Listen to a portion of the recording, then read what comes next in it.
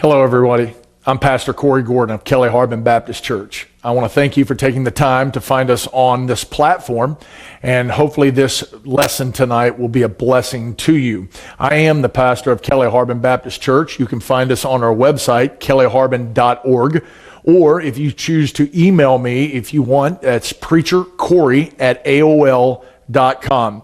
If you, for some reason, cannot find us on YouTube, we also post on Vimeo, Rumble, and BitChute, and we will put those links below. So hopefully here in this lesson today will be a blessing to you and to your family. All right, so I would ask you to go to Revelation 11, which is where we're basing everything off of. But this is part 3, because part 2 I just taught, literally just finished, changed shirts, and started my next one here. So we're gonna dive back into this, and this one I need you paying attention on, because what I'm going to tell you is probably going to be a little controversial to you, and I want you to remember the book of Proverbs talks about, and I meant to put this on the screen, he that basically makes up his mind before hearing the whole matter, it's a fool, it's a folly and a fool to him. In other words, you're not a very bright individual if you've already made up your mind you don't want to hear the story, right? And so what I'm going to teach tonight is probably going to go against anything you've ever heard, which is fine. That's the point here, guys. It is to always allow the Bible to determine what we believe, not traditions, not any other reason, right? Archaeology doesn't decide it. I mean, those things can be good. Tradition doesn't decide it. Those can be good. But at the end of the day, the Bible is what matters. And so we're going to take on some of that. So now, where we got into this study is back when we were studying the Antichrist, we said that 3.5 years in, 1,260 days, 42 weeks, 3.5 years, times, half a time, however you want to break it down, at midway through the tribulation point, we know that Revelation 12 says Satan's getting kicked out, he's coming to the earth. We know Revelation 13 says that the human being of the Antichrist is going to die of a dead wound. Revelation chapter 9 says that the earth is going to open and that Judas is coming up as Apollyon, Abaddon, and all three of those things will happen simultaneously. What's going to happen? Job chapter 18, Antichrist dies, the human being. For 3.5 years, he's ran the planet. For 3.5 years, he's ran the show. He dies. Satan comes down from heaven, gets in his body. Judas comes up out of hell, gets in his body, and they stand it up. They walk into a holy of holies in a temple and commit what's known as the abomination of desolation. Matter of fact, the book of Thessalonians says that he's going to sit in the temple of God as God, demanding the world to worship him. Now, here's the big question. How is the Antichrist going to sit in a temple if they're in the temple, right? And there isn't a temple as we speak. But we know, based on all the stuff we've studied already, it's well on its way and made to happen, okay? So now, we want to look at this. We said measuring the temple of God, but the outer court, he says, I want you to leave out. So the last session or last week that I taught in here, or literally just a few minutes ago for me, he says, listen, I want you to measure the temple, which is interesting because in 96 AD, there is no temple to measure. Because remember, at 70 AD, Titus tears up the Herod's temple. So when he's writing down the book of Revelation, there isn't a temple. So what God does is he picks him up, Revelation chapter 1, verse 11, picks him up in the Spirit, moves him to the Lord's Day, or the day of the Lord, not Sunday, that's not in the Bible, sets him down in the middle of the tribulation. And what he says to him is, measure the temple. Okay, so if he's measuring the temple at 3.5 years in, there has to be a temple to measure. So there's going to be a temple built. But he says clearly, I want you to leave the outer court alone because I've given it to the Gentiles for 42 months. Okay? And we said that there's going to be a peace treaty, Daniel 9:27. Now, many Christians teach that the Dome of the Rock is going to get torn down to rebuild the temple. The problem is, you think 1 billion Muslims are going to be cool with that? There are 14 million people living in the whole country of Israel. There are 14 billion Muslims that see that site as absolutely holy. They're not going to be cool with you tearing it down. I don't care what peace treaty you think you're coming up with. All right? Now, so what we talked about was how you can have a peace treaty, because we went in and proved that the Dome of the Rock is not actually sitting where the Holy of Holies was. We know that simply because it's called the Dome of the Rock. What is it? It's a rock that sticks up out of the ground. It's 62 feet wide. The Holy of Holies is 30 by 30. So you're going to set the Holy of Holies up on top of this rock? I mean, that don't even make any sense. However, that's not the only proof we have. I mean, we've got tons of proof, but bottom line is the Dome of the Winds, which is right here on this other side, the Dome of the Spirit right here, that is exactly where many people believe that the original Holy of Holies stood, right here. Now, part of the reason for this is if you look from the Mount of Olives straight through the eastern gate, it lines up with the Dome of the Spirit. It doesn't line up with the Dome of the Rock. All right? Now, so the bottom line is that temple could be easily built right next to the Dome of the Rock. I would tell you, you have a better shot at convincing 1 billion Muslims, would you mind if we build our temple right over here to the side, than going, hey, we're going to tear yours down and build ours. Good luck with that. All right? Now, here's another rendering. Notice the eastern gate. It would line straight up with the Holy of Holies, and this being the Dome of the Rock, this being Temple Mount. Okay, now, this is Temple Mount, right? That's Temple Mount, right? Who told you that? Where did you get that? Why do we just accept that as, oh yeah, that's Temple Mount? Says who? Is that where Solomon's temple was? Whether it's here, whether it's here, was it anywhere on this plateau? Matter of fact, could you take a Bible and open it anywhere and prove that? No. But yet, year after year after year, we say, well, that's Temple Mount. That's where he's going to rebuild the temple. Now, tradition will teach that whatever or wherever the third temple is going to be built, it's going to be built where Solomon's temple was at. Okay? But do you understand, in the 4th century, rabbis debated amongst 4 different places that the temple could sit. Okay? So, what happens when we study, our problem isn't our ability to learn, and it's not our ability to take in information. Our problem is having presupposition. Thinking already we know the answer, and then going in and studying something. Which is, by the way, the biggest failure you can find in Bible study. My biggest problem with the independent Baptist movement is we've already made up our mind what we think. Now let's go to the Bible to back that up. No, let's go to the Bible to articulate the way we think. And if it doesn't line up with the Baptists, so be it. Who cares? I would much rather just make sure this book is correct in my world and not tradition. Now, I'm saying that, and I'm building this because our whole life we've been taught that's Temple Mount. I've been to Jerusalem.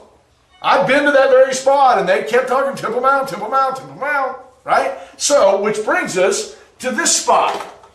This is what's known as the Wailing Wall, or the Western Wall. Okay, and this wall, what you're seeing continues. I've actually went into this area here, and matter of fact, I did this with Mark. You come over here and you go into this door, and it takes you back into all these tunnels, and this wall that you see goes deeper down in the ground, and it goes all the way down to where it hangs and turns right and makes the northern wall. But this area that's pulled out now is what the Jews claim is left from their temple, Herod's temple. And so they come to this thing and they put prayers in here, and they say that it is the closest thing they have left, closest spot to the Holy of Holies. Now, So this kind of gives you an idea of where the western wall is right here. We got the Mount of Olives over here in the background. But here's your western wall. Here's the Dome of the Rock. And if the temple was next to that, it would be over here. But let's just say, for argument's sake, it's over here. So we're talking about all the way over here where this western wall is. Okay? Now, here's an aerial view of it. So the Dome of the Rock, just north of that, about 400 or 600 and something feet, would be the other temple site. Matter of fact, here's the Dome of the Winds right here. So this is the western wall area, and it's all the way this side of the Dome of the Rock. And if you go and you study this thing, you're going to find out the significance to this Wailing Wall in Jerusalem. All right, the western wall is 2,000-year-old retaining wall built on the western side of the Temple Mount in Jerusalem. Thus, it is not part of the city walls. It's not even King Solomon's original wall on the west side of the Temple Mount. Rather, it dates from the time of Herod the Great. Herod decided to expand the second temple, or Zerubbabel's temple, and the plaza around it, and he built tall retaining walls that followed Solomon's original design on the east side, but expanded the walls on the northwest and south sides, nearly doubling the size of the hilltop. Today's western wall was built during this widening of Temple Mount Plaza. The Jews considered the western wall a holy place, more so than other three remaining support walls, because of its proximity to where the Holy of Holies was situated in the temple. All right, and he goes on and he says the western wall is the site of a continual prayer. Many Orthodox Jews write their prayers on slips of paper and insert them in the cracks of the wall. Others visit daily and laminate the loss of the temple to recite from the book of Psalms. The plaza extending in the front of the western wall functions as an open-air synagogue every Sabbath. And literally, that's when we went on Shabbat, around 6 o'clock, down sundown on Friday evening. We walked in there, had to put our yarmulke on, walked up, touched the wall, did that whole deal, watched them put their Saturn cube on their forehead and all that stuff that we've talked about. Now, they are telling you that the western wall is a part of Herod's temple, right? Would you agree that's what the Jews are saying? Okay, now, this is that expansion. This is from the Temple Institute. All right, so it's going to give you the Temple Mount expansion, right? So this would be the original Zerubbabel. So this is Solomon's, this is Zerubbabel's, this is the Maccabean second period, this is Herod's expansion. And the western wall is right down here in this blue area. Okay? So they're saying that that western wall is a part of Herod's temple. Do you agree with that? You either have to disagree with it or say, yeah, it's part of the temple. It's part of Herod's temple. All right? Now, Matthew 24, 1 and 2, Jesus comes along and they're leaving out of the temple and they're going to Mount of Olives, and Jesus, his crew's like, hey man, check out that temple. He's like, yeah, that's cool. Not one stone will be left on another. Now, either Jesus is a liar, or that wall ain't part of that temple. You can either believe the Bible, or you can buy into what they're telling you. You say, what is that wall? Well, we're going to get to that tonight about what it may be, but what I can tell you is it ain't part of that temple. You say, how do you know that? Because the authority of the Word of God is Jesus clearly says, and somebody may say, well, he's just talking about it being torn down. That's not what he says. And remember, I'm a literalist, and I believe that there's not a comma out of place in my Bible, let alone specific words. And remember, Psalms tells you it's the words of God that are pure, not the thoughts, the words. Right? And so he clearly says, hey man, not one stone left on another that won't be thrown down. All right? If you go into Eusebius, which I'd be careful studying after, but if you just took him as a historian, he literally says the hill called Zion, Jerusalem, the building thereof, that is to say the temple has been utterly removed or shaken, destroyed. So a 3rd century Eusebius, which once again, I wouldn't put a lot of stock in him theology-wise, But from a historical standpoint, he lived closer to the day than you and I. But we also have Josephus. Now here's Josephus, which the vast majority of Christianity accepts Josephus and all of his writings, except when it comes to the temple. Like he's solid everywhere but the temple. Well, how do you know? Based on what? All right, now check this out. He says, it was so thoroughly laid even with the ground by those that dug up to the foundation that there was left nothing to make those came thither believe that it had even been inhabited. He's talking about the temple. He said, man, that thing was laid so flat that the people who walked up didn't even know it was ever a temple. Which, by the way, lines up with Matthew 24. But yet I am being told, and by the way, in 2017, when I go over there, I buy into it. Oh yeah, Western Wall, let's touch it. You know? But is that the temple? Was that part of the temple? Is that Temple Mount? All right, now, this is Masada, okay?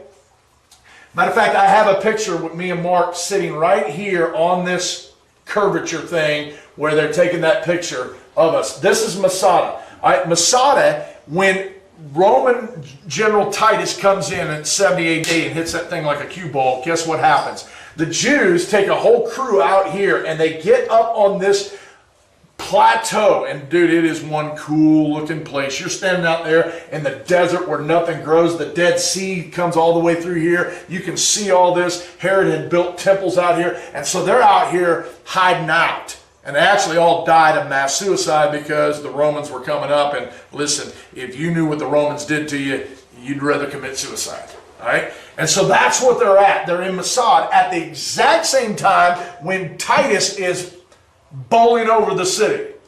Here's what the general, the commander of Masada, Eleazar ben Hair, says: Jerusalem, is now demolished to the very foundations, and has nothing left but the monument of its preserved, the camp of those Romans that have destroyed it, which still dwell upon its ruins.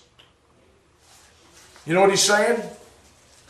He's actually writing this 2 years after the temple is being destroyed. He's saying the only thing left is the Roman temple, the Roman fortress, the Roman monument. Well, what's left? Temple Mount. So I wonder if maybe history is teaching us that what we're calling the Temple Mount ain't actually Temple Mount. Now think about this. If the Temple of Solomon never stood on Mount, or the Temple Mount, and it stood somewhere else in Jerusalem, how easy would that peace treaty be?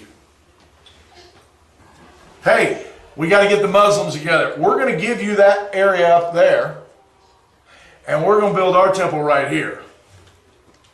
That's a much easier temple, or much easier peace treaty to sell than, hey, we're going to tear your place down. Or, hey, don't mind us, we're moving in next door. Okay? So somewhere in the midst of this, something's going down. So let's look into Antonio's fortress. Antonia Fortress. All right? Or the fortress of Antonia. All right? This is where Pilate would have condemned Christ. And all the models say it's this little 4-post area known as Antonio's Fortress, which is like a subset of the temple area. An appendage, if you will. Now, just a thought here. Do you think the Romans, when they came into town and took over, said, hey, we don't mess up your temple there. We're just going to build our deal here to the side. Now, hang with me. All right, so here's a better example of it. They're showing the Eastern Gate. This is supposed to be that model that you can go and actually look at. Here's Herod's Temple, Eastern Gate, and just over here to the northwest side would be Antonio's Fortress, and right over here off this cliff area would have been your Western Wall. Okay? Now, we've already determined either Jesus is a liar or that Western Wall had nothing to do with that temple. Right? Now, we got this Antonio's Fortress. Now, I want you to notice that that's 490 feet by 260 feet. Okay? You're in a building that's 70 by 155. Okay? Now, this is a 3-acre area. You are at a church with 22 acres. The parking lot may be 3 acres. Maybe. Now, check this out. Here's what Josephus says about Antonio's fortress. Now, as to the Tower of Antonio, it might seem to be comprised of several cities. What? 490 by 260? Several cities? He must have been up late that night writing that one. All right? Now, he goes on, he says, for if we go up to this Tower of Antonia, we gain the city, since we shall then be upon the top of the hill. The highest point in that area is that Dome of the Rock. And what he's describing to you as a high point for Antonio's fortress isn't a 3-acre little spot right there. Now watch this. So Antonio's fortress was to be the place where the Roman 10th Legion was stationed and housed. Now, tradition says that the 3 acres on the area of the northwest part of the Temple Mount was the place for this fortress. So it's the 10th Legion, right, of Rome, which is comprised of 6,000 soldiers and about 4,000 extra people. So in other words, the cooks, the maids, the cleaning people, the paper pushers, however you want to look at it. You have about 6,000 soldiers and 4,000 extra people, so you have 10,000 people fitting in a 490 by 260. Right, hang with me. 3 acres has approximately 130,000 and 500 square feet. Divide that by 10,000 people, that's 13 square feet per person. That's like living in a bathroom. 3.5 to 3.5. Yep. I mean, think about it, guys. That doesn't even make sense. When you do the math, they're not going to fit there. Although what we know as Temple Mount is 36 acres, which lines up more with what Josephus says, which is like several cities, 10,000 people fitting in 36 acres. Now think about this, 22-acre church here. Now, don't get me wrong, 10,000 people on this property is going to get a little tight, but it makes a whole lot more sense than going, hey, we need to get 10,000 people in our parking lot. Good luck with that, all right? Then, think from a military standpoint. Wouldn't you want the high ground? Every military on the planet, that's basic common sense. If you're going to go to war, you always want your shelter on the high points, not down in the valleys. Right? You want to get up high. You want to be able to see the enemy. So if I am the general running the show, I don't want this 3-acre appendage. I'm taking this whole top section, which lines up with the general of Mossad, who's saying only thing left is that Roman monument, Antonio's fortress. All right? So this would probably be a better rendering of what Temple Mount was, with an area right here in the middle, which would have been, for a lack of better terms, like a courthouse, and then all the housing around it. Matter of fact, one guy I'm studying after said that Dome of the Rock, that rock there, would have been where Christ would have stood when they pronounced him in his situation. Okay? So now, we go from Antonio's fortress. Now notice, the 4th century, many of the rabbis debating over 4 different locations of the temple. Okay? So how did we get to this place where Temple Mount was supposedly the place in which we call Temple Mount? So if in the 4th century, the rabbis are all going, yeah, we don't know. It could be here, it could be here, it could be over here, it could be over here. It could be anywhere.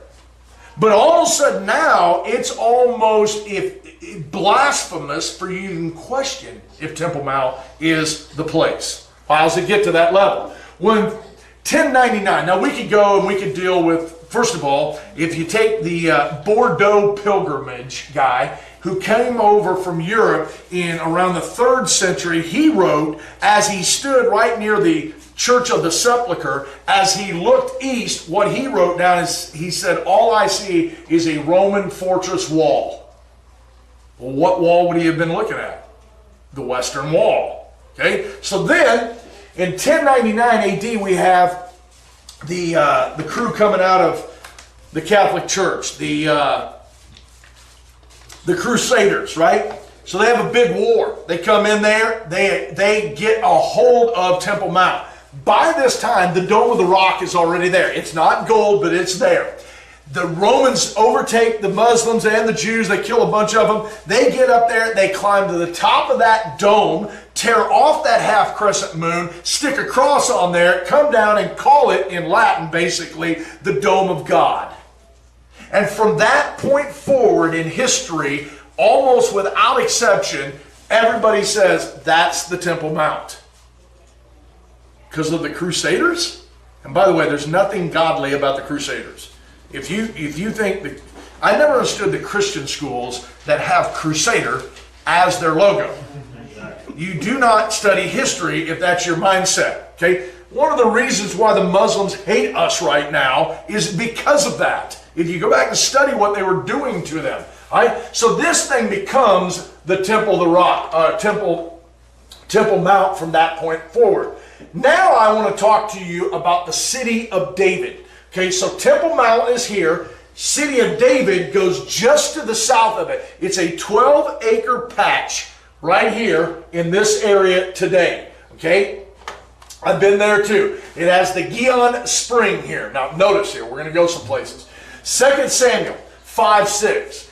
And the king and his men went to Jerusalem unto the Jebusites. So he went to Jerusalem to the Jebusites. The inhabitants of the land which spake unto David, saying, except thou take away the blind and the lame, thou shalt not come hither, thinking David cannot come in thither. All right, or hither. Nevertheless, David took, notice, David took the stronghold of Zion. The same is the city of David. So he's going to come in, verse 7, he says, he takes their stronghold of the Jebusites. Now, where is this place? It's in Jerusalem, but it's a specific spot. Okay, the best way that I can explain this is if you live in New Georgia, what's your address? New Georgia. It's actually Dallas. It's Dallas, Georgia. Right? You live in Dallas. But if you want to meet the mayor of New Georgia, he's an associate pastor here. Okay? He'll tell you all about it.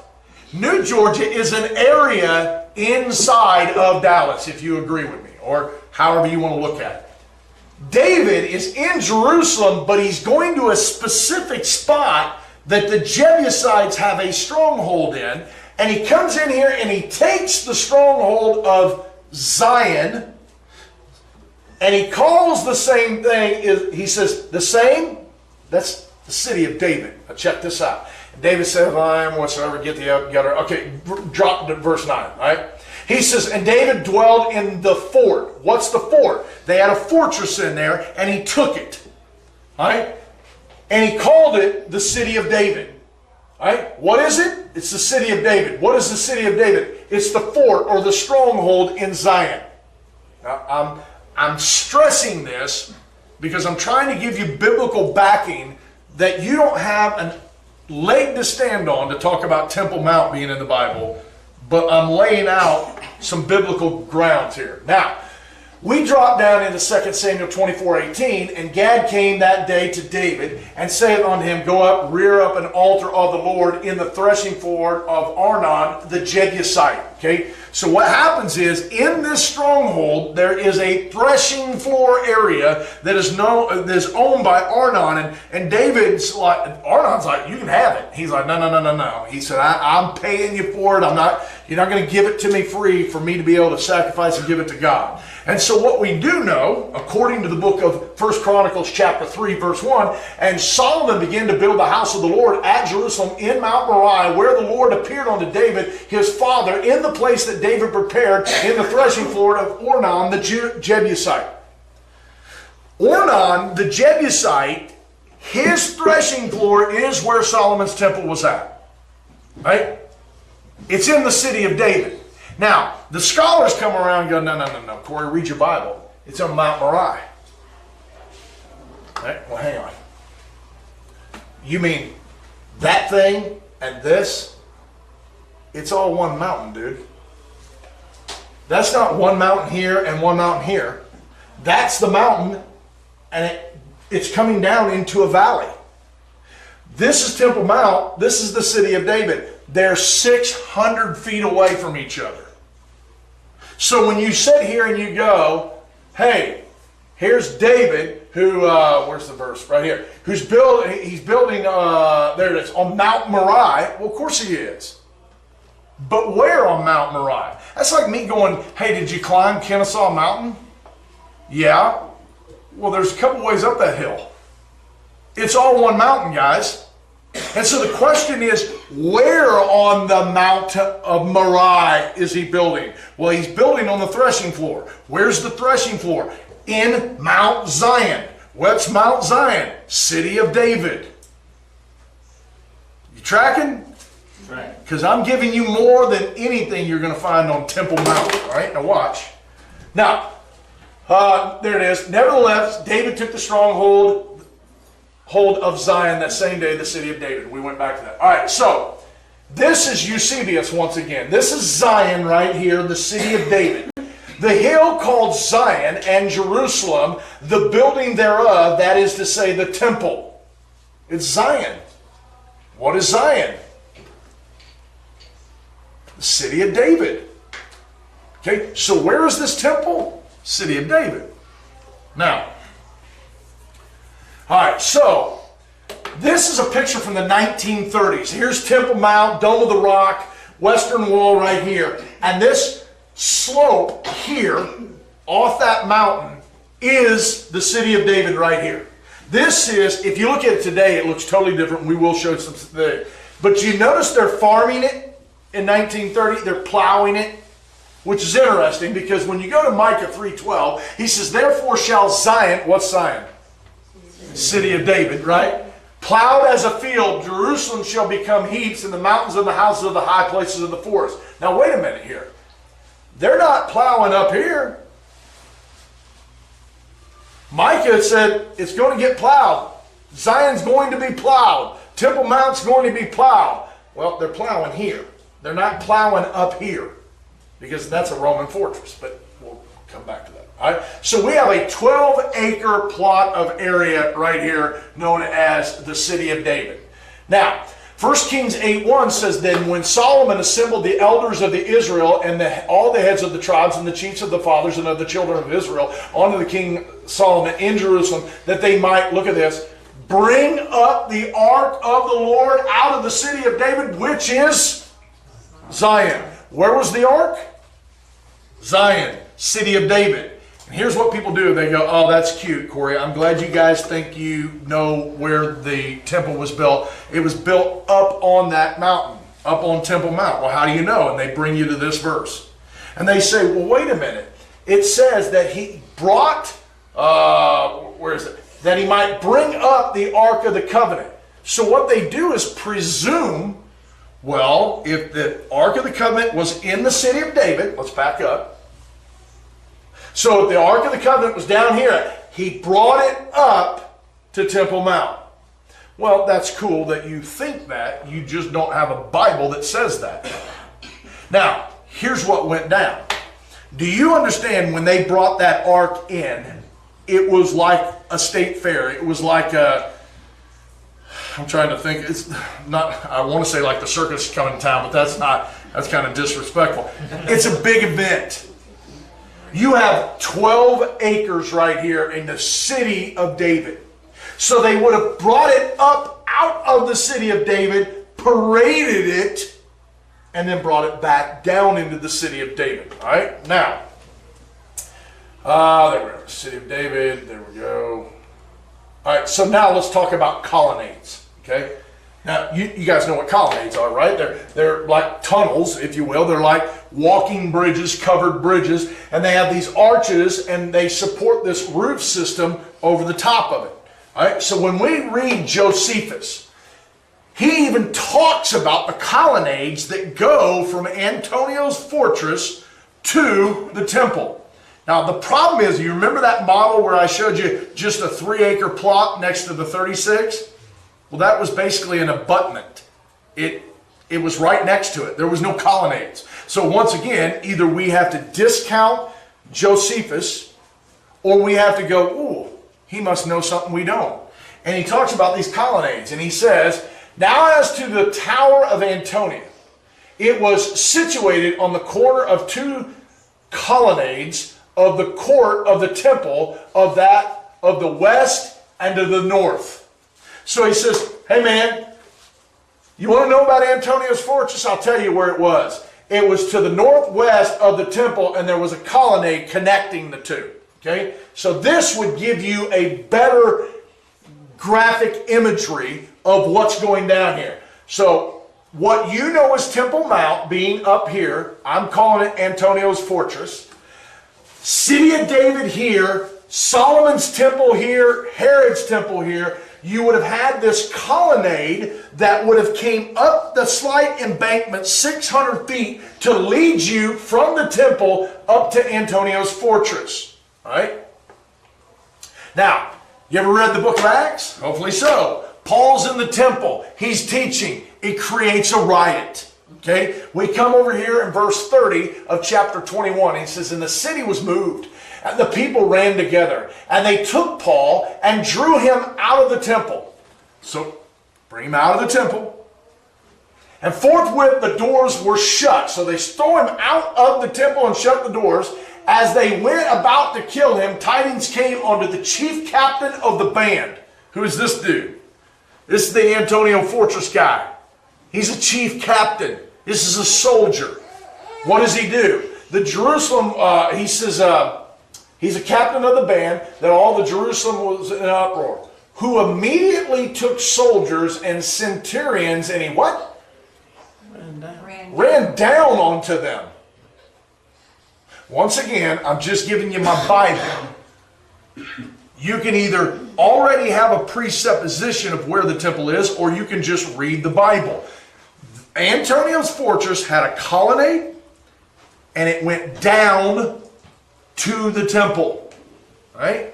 Now, some people think, well, no, they would have put the temple on the highest spot. You know who does that?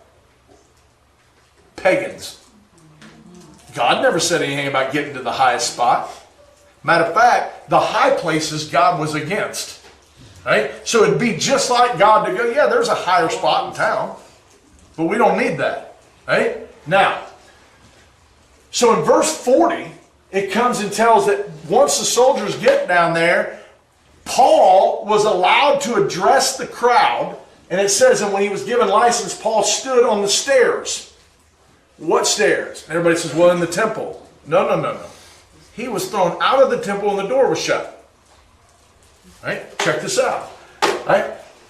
So Antonia's fortress, the temple's here, you're tossed out of this wall, here's a set of steps, the colonnade, Antonia's fortress. The guys up here get word, hey, we got a beef going down here. We run down to the temple, we grab Paul, who's been kicked out of the place, he stands on these steps, either here or up through this colonnade, and begins to address the people. Now, I want you to take Acts 21 and describe that on Temple Mount anywhere.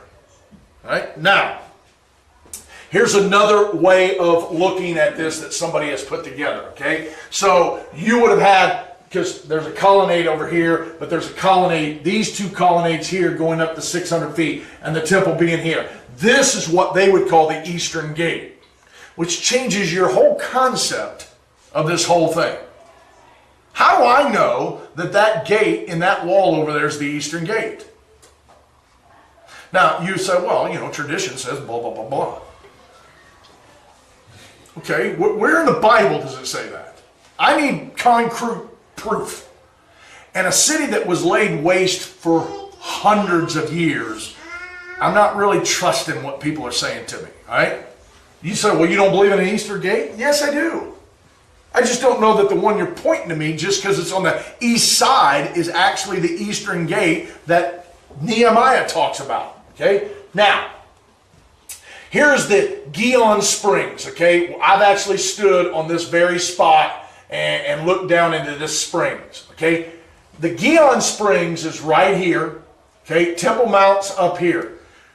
We're going through the book of Leviticus on Sunday mornings, and think about how often we're referring to water and spring water and running water and living water. We're not talking about well water. We're talking about a spring water. The only spring in the area, anywhere, is the Gihon Springs, which is in the city of David. It's not up on Temple Mount. It's down here. Okay? The Pool of Siloam is right down here. Yet you read the gospel and you think that thing's right there on Temple Mount. Right? Now, 1 Kings 8:62. I'm going to show you the importance of water and how you would need more than a few buckets of it.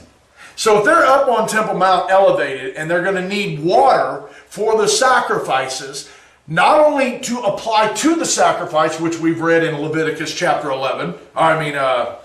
14, this last time we met, but you're not also going to need water for cleansing of the priest. You're going to need water for the cleaning up of the blood. All right, now check this out.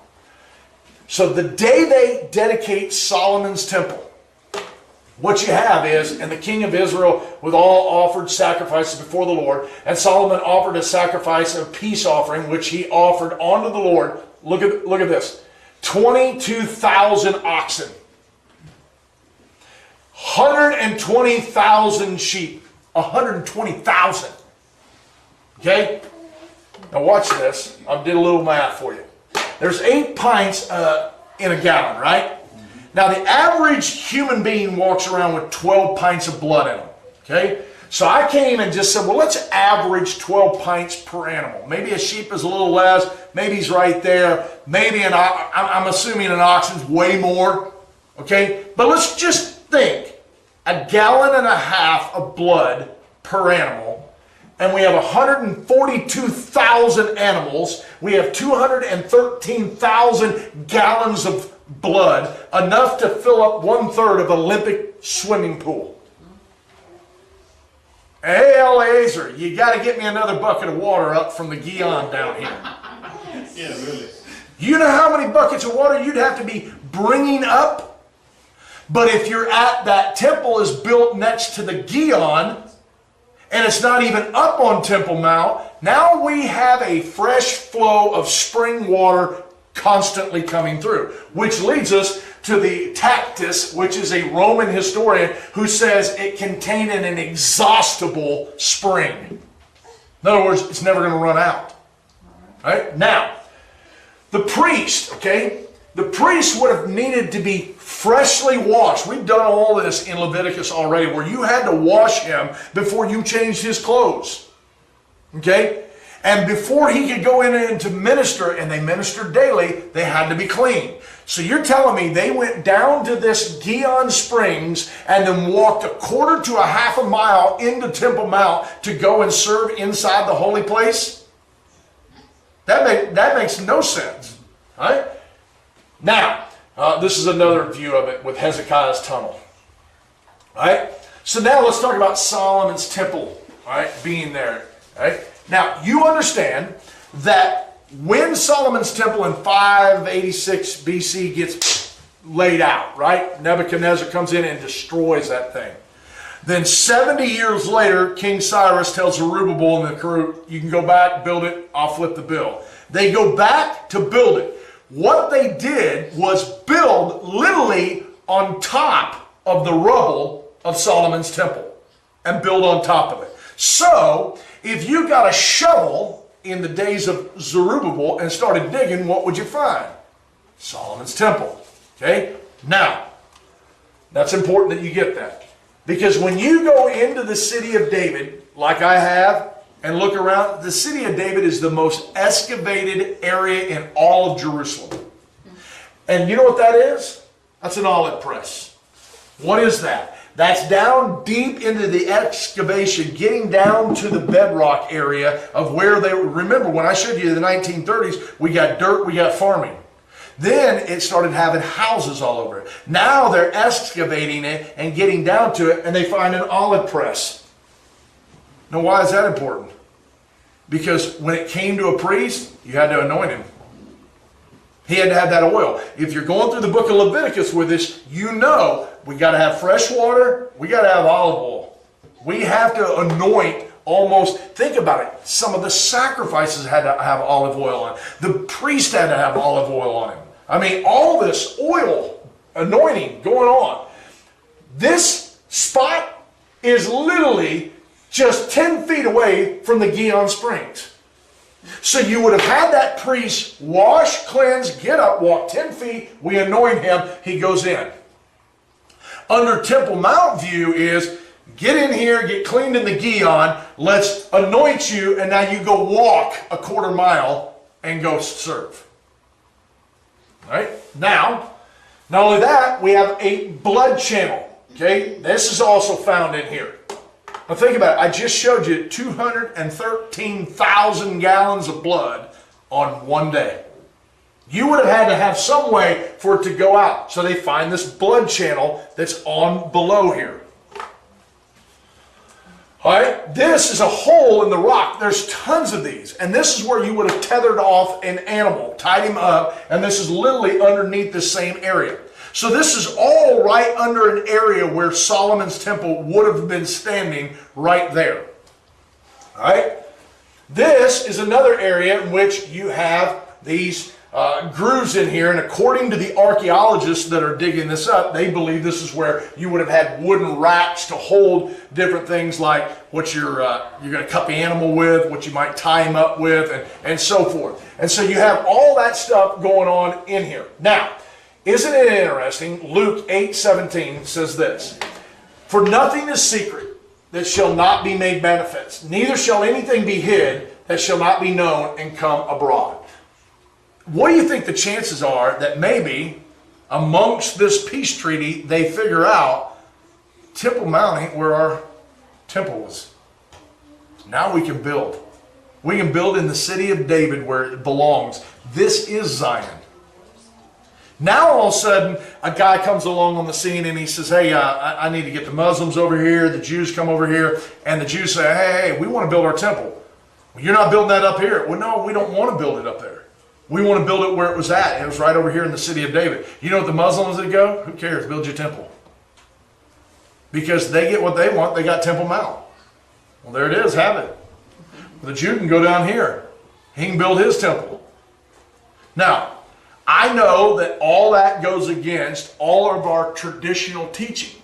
But at the end of the day, where do we get that Temple Mount is, quote unquote, where the temple was at?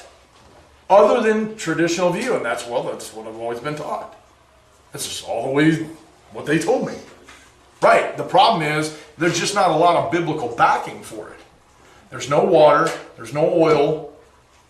It doesn't line up with Josephus. It doesn't line up, it doesn't make sense with the Antonia Fortress that we got 10,000 people living on our parking lot. And it doesn't make sense with the book of Acts, with the running down the steps. It doesn't make sense with Eusebius or any of the writers. And yet we just flush all that and say, yeah, I know, but that's where it goes. Well, I don't know that it does. Now, so the question would become to me, so what do you think it is? Do you think the Dome of the Rock stays and the temple gets built next to it? Because I can tell you right now, the Dome of the Rock isn't coming down. I would stake my life on that. So the question becomes, does it get built right next to each other, or does it go south and go into the city of David? I don't know. I'm good with either one, but I lean towards south into the city of David. So, all right, that's it for tonight. We'll pick up. We'll pick up in a few weeks because Kenny will be here teaching next Wednesday night at this time. So, if nothing else, God bless you. We'll see you later.